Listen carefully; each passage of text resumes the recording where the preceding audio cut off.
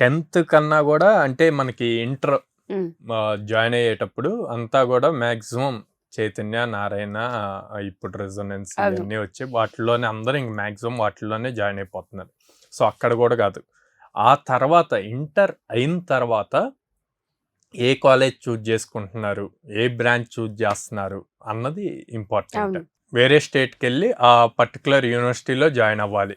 ఉమ్, వాళ్ళ అబ్బాయి వెళ్ళి అక్కడ జాయిన్ అయ్యాడు, అక్కడ చదివాడు, యూనివర్సిటీ ప్రెస్టేజెస్ వచ్చాయి. యూనివర్సిటీస్ వాళ్ళ ప్రమోషన్స్ కూడా అట్లాగే ఉన్నాయి. ఉమ్, 100% ప్లేస్మెంట్.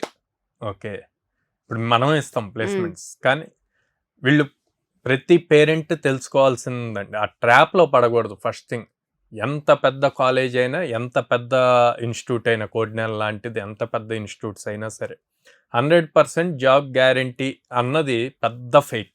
అసలు అది లేనే లేదు. జాబ్ గ్యారంటీ అంటే నేను తీసుకెళ్లి చైర్లో కూర్చోబెట్టినట్టే కూర్చోబెట్టాలండి. కదా సార్. స్కిల్ లేకుండా ఎట్లా కూర్చోబెడతారు? అసలు అది పాసిబుల్ అవుద్దా? అవ్వదు. రియాలిటీ తెలుసుకోవాలి. సో అట్లాంటి ఏమైనా ఉంటే గనక స్కిల్ ఎంత ఉంది, స్కిల్ ఎంతవరకు ఇంపార్టెంట్ అన్నది తెలియాలి. అది తెలియకుండా ఎంత పెద్ద క్యాంపస్లో జాయిన్ చేసి జాబ్ రావాలి అన్న రాదు. ఓకే, ఆ అపోహ నుంచి బయటికి రావాలి.